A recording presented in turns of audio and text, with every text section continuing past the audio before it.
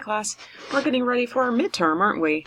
So the semester's just flying by. So here I have a short presentation to talk about three major areas that I'm interested in you knowing for the midterm. Of course, the midterm is essentially a take-home, but you should prepare for the midterm because the greater your knowledge is, the more comfortable you are with the material, then the better your answers will be. And the format of the midterm will be short answer, which short answer is about two paragraph response, and essay. So essay is 4 to 5 paragraphs, so an introductory paragraph, body of the essay, and like 2 to 3 paragraphs, and a concluding paragraph. So that is our format, and you have 1 week to complete the midterm and submit it. The instructions will be posted on Monday, March 5th.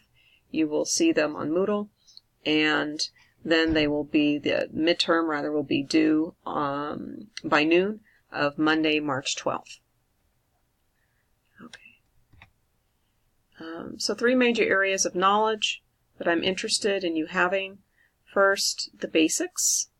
Second, the 3 time periods. And third, social stratification.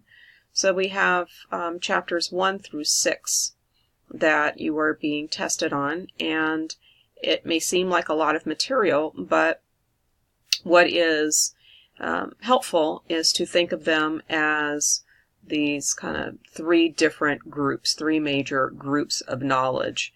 And once you group the chapters in this way, then hopefully it'll help you kind of understand the material a little bit more and make it manageable for you. So it's not as overwhelming as it might be as you see them as 6 distinct chapters, because they aren't distinct chapters. There's a lot of overlap that's happening. Okay, so let's talk about the basics first. So that's chapters 1 and 2. So the basics in chapter 1 includes the images, ideals of families. So that's family as haven, family as fulfillment, family as encumbrance. So that's, just having, it's important for you just to have an idea as to how families have been viewed in the past. What's kind of a popular cultural view that we've seen of families and still continue to see. So there are people who see families as these ideals. Okay, and then the other kind of part of how families have been viewed in the past and even today are the myths. So among the myths we have, for example, the monolithic family. Oops. And we have the idea that everybody in the family has the same experience, unified family experience, which of course is not true. So within families you have people who are who are different sexes. You have male, female, you have different sexual orientation, you can have different sexual orientation, you have different ages, and birth order as well of children. That affects the experiences that children in the family will have. So there are a multitude of ways that we see different family experiences. And we also have, for instance, the idea that, family decline is the cause of social problems. When actually, families just reflect what's happening in society. So as we increasingly have seen in the industrial and post-industrial period, we see wages become stagnant. So it's difficult, more and more difficult for parents to support their families. We see people who are responding to that in actually fairly predictable ways. So one example is people waiting longer to get married. We also see people having fewer children in the U.S., so that's pretty common. And so they're just responding to changes that have occurred in the economy.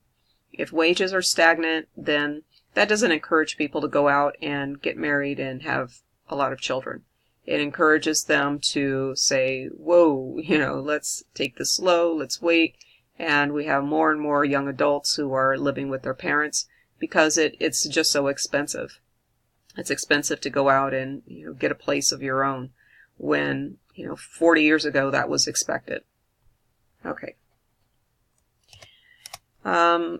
Okay, so in regard to the basics, the first part is how a family's been viewed in the past, and we could even say the present, so that's the images, ideals, and the myths. And then the other thing we have is from chapter 2, how are researchers changing those images? So one of the ways that researchers are doing that is with family reconstitution. And that is in chapter 2, at the beginning of chapter 2. And with that, we have we've gained a better view of more of a realistic portrayal of what families were really like. So it's not just the elite that we're looking at, people who are upper class or people who were, who started, what turned out to be major corporations, who, like Getty, for example. So John Paul Getty, of the Getty Museum, of course.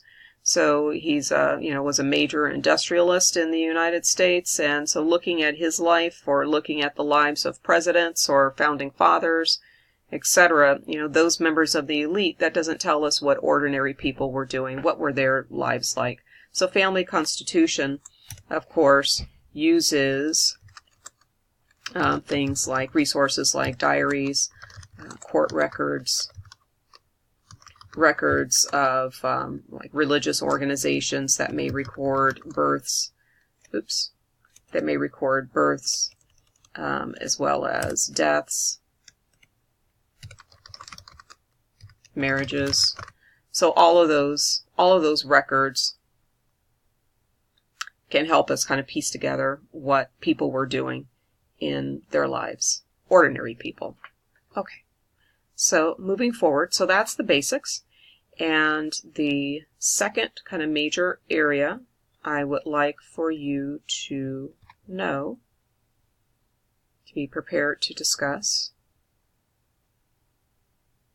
Sorry, I'm moving slow here. I'm not moving slow, my system's moving slow. Okay, so here we go. So the PowerPoint here is up on the next slide, and we have the 3 time periods. So that also is important, really important, because we spent a great deal of time on that. So that's chapters 2 through 5. Colonial era, industrial era, post-industrial era. The colonial period lasted from the early, and you should know these, dates, early 1600s through the early 1800s. So this helps put all of the changes into perspective. Colonial period, this was the family-based economy, family-based because families are working together as a unit for survival.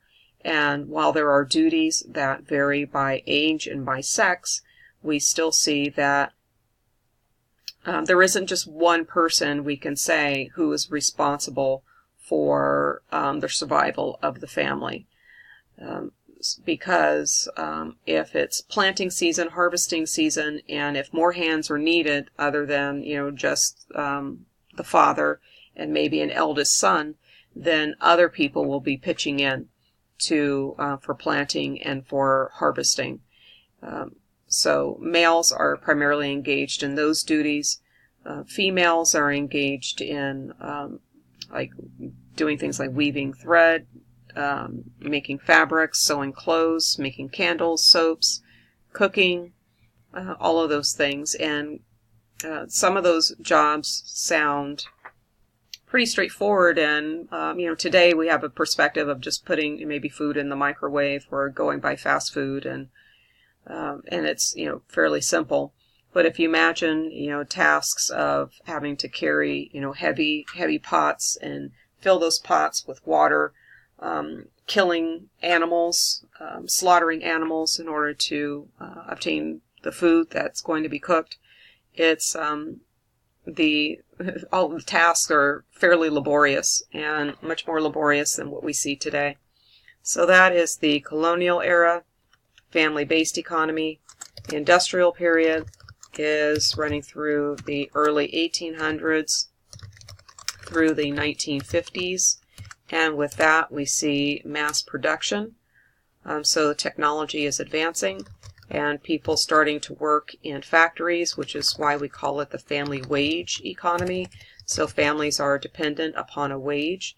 And the ideal family was the breadwinner father, stay-at-home mom, which is why we started to see this ideology or set of ideas called the cult of domesticity, cult of true womanhood. And these ideas were essentially designed to make women think that their ideal role was to stay in the home. So that meant that there would be fewer women who would be going out into the labor force in order to obtain a job. So mainly, the women who were working outside of the home in the industrial period were women who were poor and really had no choice. Otherwise, there wouldn't be a place to live. There wouldn't be food to eat. So then that was a necessity for them. But middle-class women, once they bought into the ideal, that created less competition for males who were out in the paid labor force. Upper-class women, again, if they bought into this ideal of the cult of domesticity, cult of true womanhood, then if anything, it was viewed as tacky and in poor taste for a woman to be earning money when really she should be in this patriarchal household with her husband being the breadwinner. In the post-industrial era, we still have people who are earning wages, but it's been characterized by high technology, globalization, and a service economy. And this is where we start to see wages stagnate. So as more technologies have been developed in order to replace human labor, for example, in factories, then employers just don't need as many people. And so then that means that they can be more selective, and that means they're less likely to want to bargain with unions. So that's why we've seen a decline in unions, which also has meant a decline in wages, because it was unions who would help to negotiate those high wages, and unions that are largely responsible for really kind of the basic conditions of work that we recognize today, like the 40-hour work week or having a minimum wage. You know, those are all things that were conditions that we saw come about as a result of workers going out and marching, protesting, and really pressuring their employers to give them better working conditions. But today, in the post-industrial period, we see increasingly this major shift. So it's marked by these characteristics of the economy, but also we start to see wages stagnate. And in your reading, you read about the Great Recession, and you also read about through 5. So the other kind of major change is immigration, changes in immigration, and changes in aging. Okay, so with immigration, we saw the Immigration Act amendments of 1965, which meant that the U.S. government, the federal government, kind of turned around the laws that had existed that restricted immigration from certain countries. So then that paved the way for a lot more immigration from countries in Asia and Latin America. So that is a major shift. Another major shift that we see is aging. The baby boom population who were born around World War II, shortly after World War II, they're now reaching retirement age and are in need of, have been reaching retirement age, and they are in need of greater health care and other support systems within society. And so it is represents a major shift that we see in our society. Okay, so right now I'm going to pause and I'm going to go to that third major area in just a moment.